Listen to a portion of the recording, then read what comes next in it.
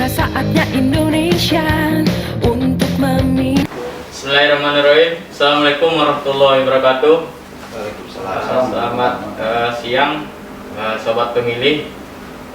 Alhamdulillah kali ini kembali kita melaksanakan podcast di Rumah Pintar Pemilu KPU Kota Pekanbaru. Kali ini kita kedatangan narasumber yang sangat istimewa nih dari tim pemeriksa daerah provinsi atau TPD Provinsi Riau.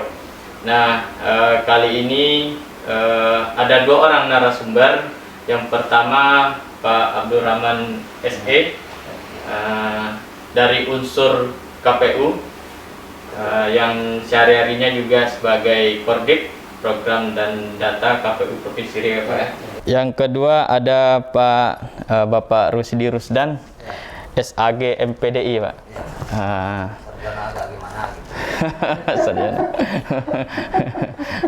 Anggota TPD ya, yang kesehariannya juga beliau sebagai Ketua Bawaslu Provinsi Riau, Prode 2017-2022, Pak. Ya. Sebelumnya mewakili dari kawan-kawan komisioner, rekan komisioner juga seluruh ASN di Sekretariat KPU Kota Pekanbaru, kami mengucapkan selamat Bapak-bapak atas pelantikan dan amanah yang diberikan sebagai anggota TPD Provinsi Riau Prode 2001-2022, ya, Pak. Ya. Ya. Baik, sobat pemilih, baiklah, kita akan memulai bincang-bincang kita kali ini dengan tema tentang etika penyelenggara pemilu. Nah, sebagaimana yang kita ketahui bersama bahwa penyelenggara pemilu itu terdiri dari KPU, Bawaslu, dan DKPP. Nah, turunan dari DKPP ini adalah tim pemeriksa daerah di semua provinsi yang ada di seluruh Indonesia. Untuk lebih lengkapnya, saya mulai dulu dengan Pak Rahman. Mungkin bisa dijelaskan, Pak, apa itu TPD, kemudian fungsi-fungsi, kemudian tugas dari TPD tersebut, Pak. Baik, terima kasih Pak Arya. Saya langsung saja izin. Ya, Pak Rusidi ini senior saya, jadi agak sungkan soal bicara depan senior ini. Ya, saja. Baik, TPD itu atau tim pemeriksa daerah sebenarnya terdiri dari 3 unsur di setiap daerah. Itu yang pertama unsur tokoh masyarakat, kedua unsur KPU, dan ketiga unsur Bawaslu. Ya. Nah, masing-masing unsur itu terdiri dari 2 orang. Nah, dasar pembentukan TPD itu ada di Undang-Undang 7 2017, pasal 164, dan kemudian di peraturan DKPP sendiri itu juga diatur khusus tentang TPD ini di peraturan DKPP nomor 5 tahun 2017. Nah, ada beberapa sebenarnya tugas TPD ini. Namun secara spesifik tugas DPD itu adalah melaksanakan sidang pemeriksaan dugaan pelanggaran kode etik terhadap penyelenggara pemilu di daerah. Jadi kata kuncinya adalah kode etik penyelenggara pemilu. Di luar penyelenggara pemilu kita tidak bisa melakukan pemeriksaannya, artinya hanya penyelenggara pemilu, baik itu di tingkat provinsi KPU Bawaslu, kemudian di kota KPU Bawaslu, dan di tingkat ad hoc mulai dari Panwascam, PKD, terus PPK, PPS, itu semua masuk dalam norma etik yang akan bisa di pemeriksaan, termasuk teman-teman di sekretariat itu juga masuk dalam bisa masuk dalam materi pemeriksaan. Nah, itu yang paling spesifik. apa yang menjadi urgensi atau perlunya penegakan etik ini bagi penyelenggara pemilu? Sementara sebagaimana yang kita ketahui untuk KPU misalnya itu kan sudah ada PKPU yang mengatur, kemudian untuk Bawaslu ada Bawaslu-nya gitu. Mungkin Pak Rusdi bisa jelasin? Ya, jadi begini ya, karena penyelenggara ini kan sudah menjadi salah satu pilar dari demokrasi. Artinya pemilu ini adalah tiang demokrasi dan tidak ada demokrasi tanpa pemilu. Nah, oleh sebab itu kemudian maka dibutuhkan sebuah lembaga, sebuah penyelenggara yang dipercaya oleh rakyat,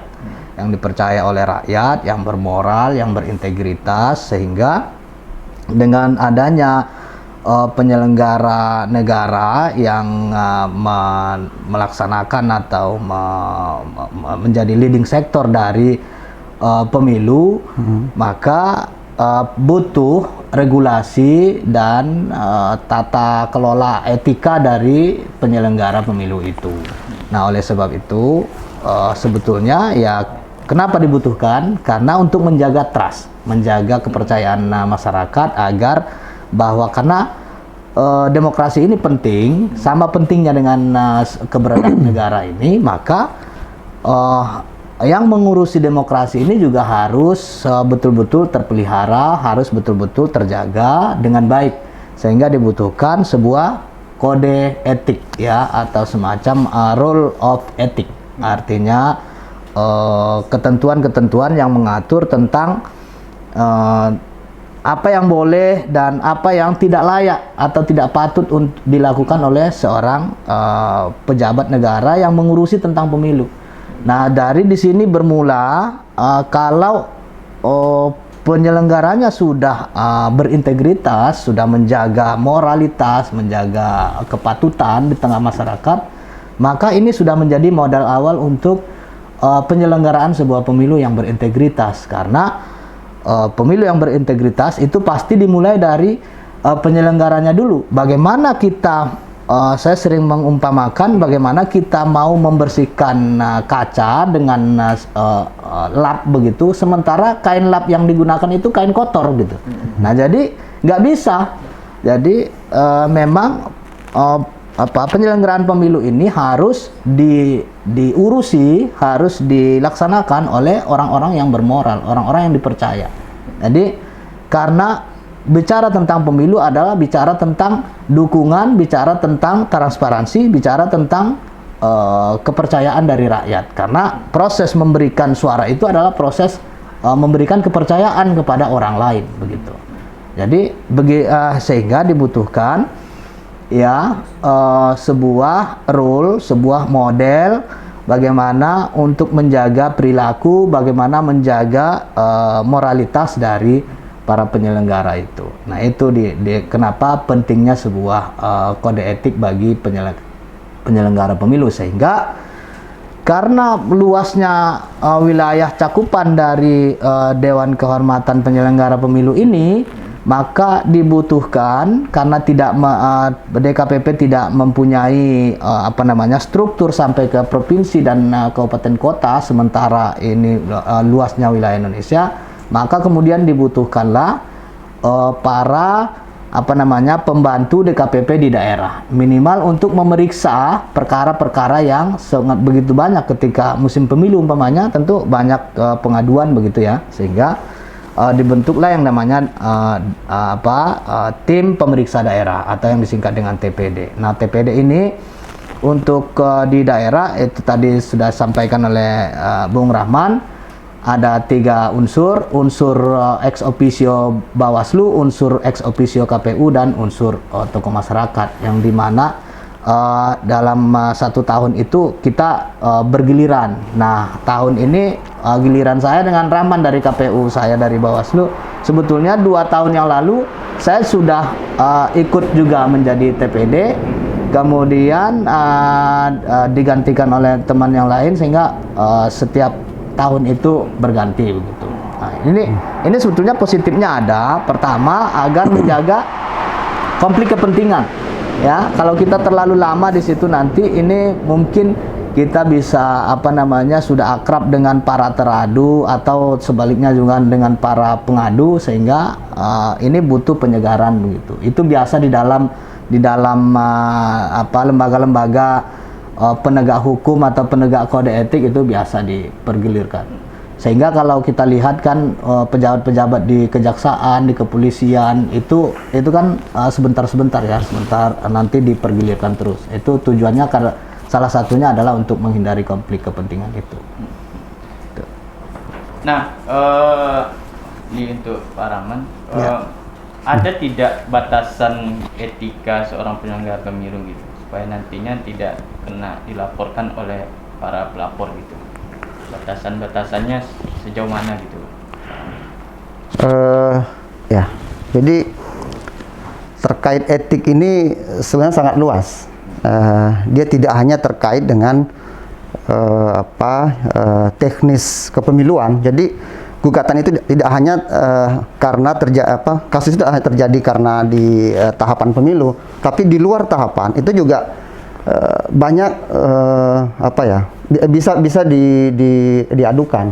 Nah, jadi memang cakupannya sangat luas. Agak sulit kalau kita harus mengkolomisasi ya, karena cakupannya sangat luas. Yang paling menjadi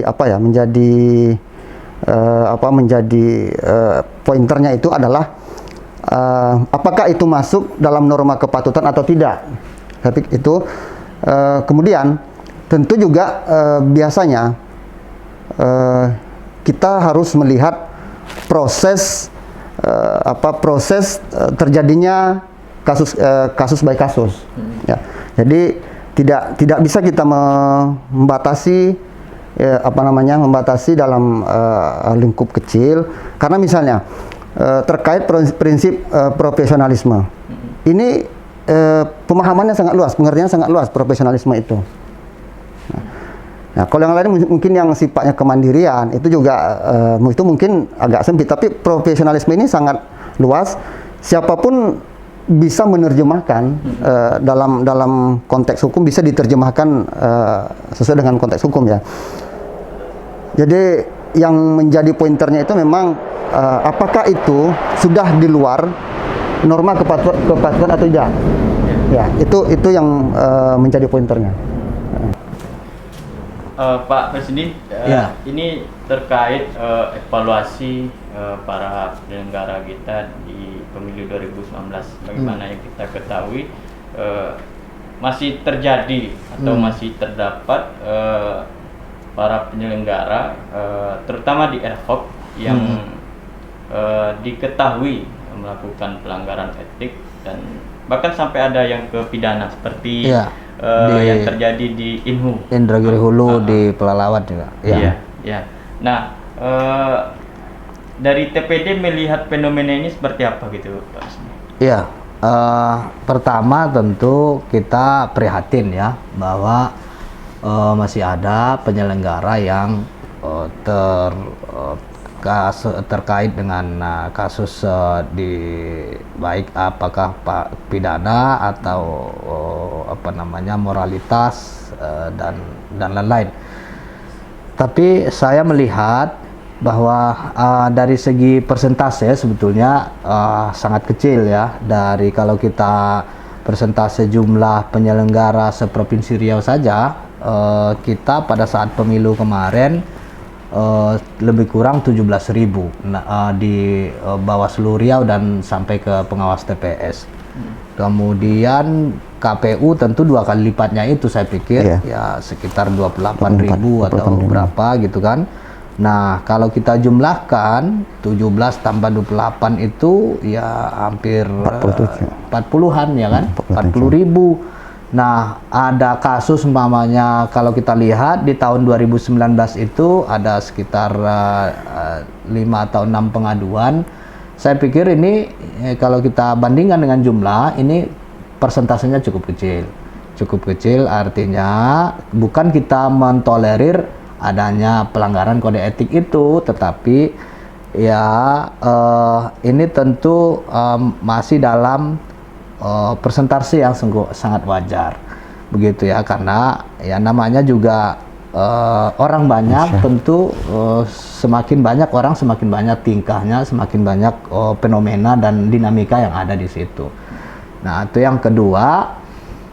Termasuk juga mengenai batasan kode etik ini kan sangat luas ya, sangat luas. Tadi seperti disampaikan Bung Rahman, sangat luas. Jadi etik itu kan lebih luas dari hukum. Jadi ibaratnya etik itu samudranya, hukum itu kapalnya, begitu. Jadi hukum itu sesungguhnya berlayar di lautan etik, begitu. Nah, sehingga semua orang bebas untuk mengadukan, ya, satu kesalahan, salah koma, salah peletakan titik pun sebetulnya dalam sebuah surat, kalau ditanyakan apakah itu pelanggaran kode etik, ya pelanggaran kode etik. Ada ketidakprofesionalan di situ, karena kan etik itu ya profesionalitas, moralitas, ya kan, tanggung jawab, kemudian juga termasuk religiusitas juga termasuk di dalam etika. Karena orang umpamanya kalau umpamanya ketua KPU atau anggota KPU, orang sedang sholat Jumat umpamanya gitu kan, tapi dia ternyata merokok di depan masjid gitu. Nah, apakah itu pelanggaran kode etik? Iya, karena ini kepatutan. Nggak patut seorang ketua KPU umpamanya orang lagi sholat Jumat, dia merokok di depan masjid itu gitu. Orang lagi sholat gitu. Nah, ini kan padahal beragama atau tidak beragama seseorang itu hak individu kan begitu. Jadi dia melaksanakan sholat atau tidak itu hak individu, hak masing-masing personal begitu ya. Tetapi itulah kode etik. Ya, artinya menurut patut atau tidak patutnya. Nah, patut atau tidak patutnya ini berbeda di setiap daerah. Makanya di Papua umpamanya orang memakai koteka itu bukan pelanggaran kode etik. Tapi kalau kita memakai koteka jalan di Pekanbaru ini, itu besoknya udah diadukan, kita bisa dipecat kita sebagai penyelenggara kan begitu. Nah, jadi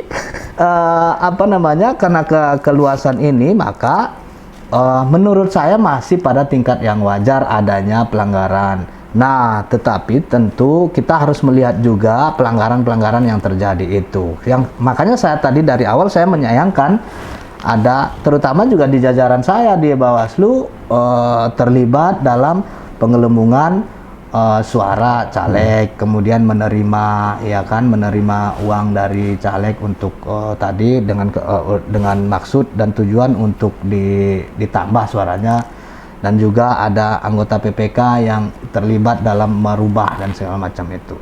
Nah, untuk di Provinsi Riau kita lihat ini ada keunikan ya. Keunikannya kita masih pelanggaran kode etik yang diadukan itu masih seputaran penyelenggaraan, artinya teknis, umpamanya adanya penambahan gitu kan.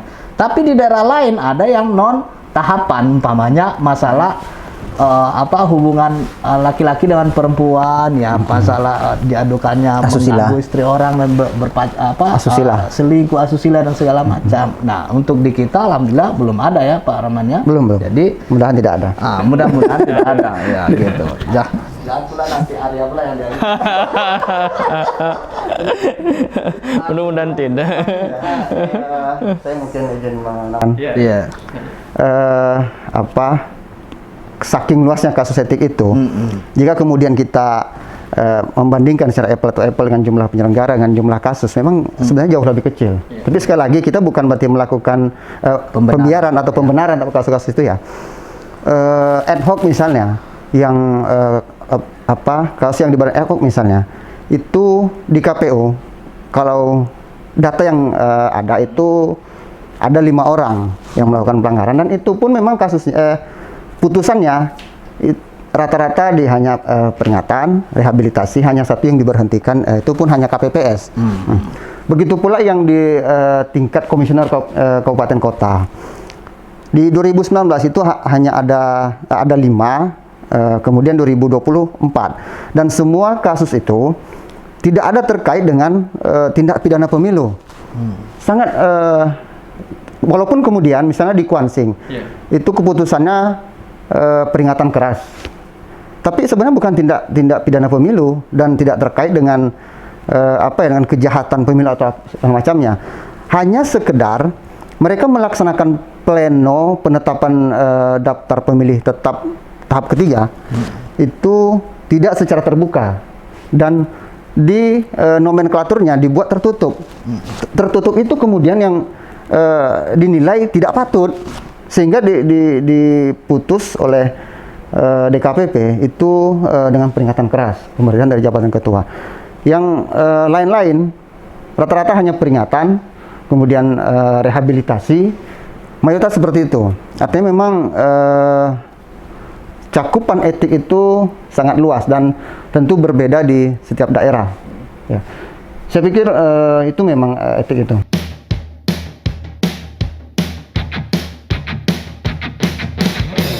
Tiba saatnya Indonesia